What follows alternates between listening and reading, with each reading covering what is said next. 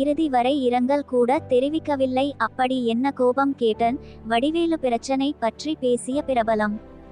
வீடியோக்குள்ள போறதுக்கு முன்னாடி நம்ம சேனலுக்கு புதுசா வந்திருந்தீங்கன்னா மறக்காம சப்ஸ்கிரைப் பண்ணுங்க. வாங்க வீடியோக்குள்ள போலாம். கடந்த டிசம்பர் 28ஆம் தேதி பிரபல நடிகரும் அரசியல் தலைவருமான கேப்டன் விஜயகாந்த் உடல்நலக்குறைவு காரணமாக இயற்கை எய்தினார். ரஜினிகாந்த். நேற்று விஜயகாந்தின் கட்சி அலுவலகத்தில் அவருடைய உடல் நல்லடக்கம் செய்யப்பட்டது. தங்கள் படங்களுக்கான ஷூட்டிங் இருந்தபோதும் கூட சூப்பர் ஸ்டார் ரஜினிகாந்த், உலக நாயகன் கமல், தளபதி விஜய் ஆண்டனி போன்ற பல முன்னணி நடிகர்கள் நேரில் வந்து தங்கள் இரங்கல்களை கேப்டனுக்கு செலுத்தினர். குறிப்பாக தளபதி விஜய் மற்றும் சூப்பர் ஸ்டார் ரஜினிகாந்த் உள்ளிட்டோர் கண்ணீர் விட்டு அழுத்த காட்சிகள் மக்கள் மனதை கலங்கடித்து. ஆனால் விஜயகாந்த் அவர்களின் படங்கள் மூலம் புகழ் பெற்ற வைகை புயல் வடிவேலு மட்டும் இறுதிவரை அவர் பூத உடலை பார்க்க வரவில்லை. ஏன் தனது சமூக வலைதள பக்கங்களில் ஒரு இரங்கல் கூட தெரிவிக்கவில்லை.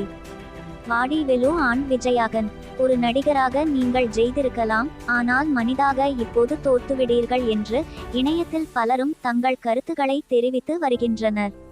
இந்நிலையில் விஜயகாந்த் மற்றும் வடிவேலு இடையே இந்த மோதல் போக்கு ஏற்பட என்ன காரணம் என்பது குறித்து சில வருடங்களுக்கு முன்பு பிரபல நடிகர் தியாகு ஒரு பேட்டியில் பேசியுள்ளார். நடிகர் தியாகு விஜயகாந்த் அவர்களின் மிக நெருங்கிய நண்பர் என்பது அனைவருக்கும் தெரியும். அவர் வெளியிட்ட தகவலின்படி பல ஆண்டுகளுக்கு முன்பு விஜயகாந்தின் வக்கீல் ஒருவர் இறந்து விட்டார். அவரது வீடு சாலிகிராமத்தில் வடிவேலுவின் வீட்டிற்கு எதிரே தான் இருந்துள்ளது. அங்கு அவருடைய இறப்பிற்கு துக்கம் விசாரிக்க வந்த சிலர் வடிவேலுவின் வீட்டு அருகே வண்டியை நிறுத்தி விட்டு சென்றுள்ளனர். ஆனால் இதை பொறுத்து கொள்ள முடியாத வடிவேலு, என் வீட்டு பக்கம் என் வண்டியை நிறுத்துறீங்க, வண்டி எல்லாம் எடுங்க என்று கோபமாக சத்தம் போட்டதாக கூறப்படுகிறது. சாவு வீட்டுக்கு வந்தவர்கள் இன்னும் சற்று நேரத்தில் புறப்பட்டு விடுவார்கள். அதுவரை பொறுத்து கொள்ள கூடாதா?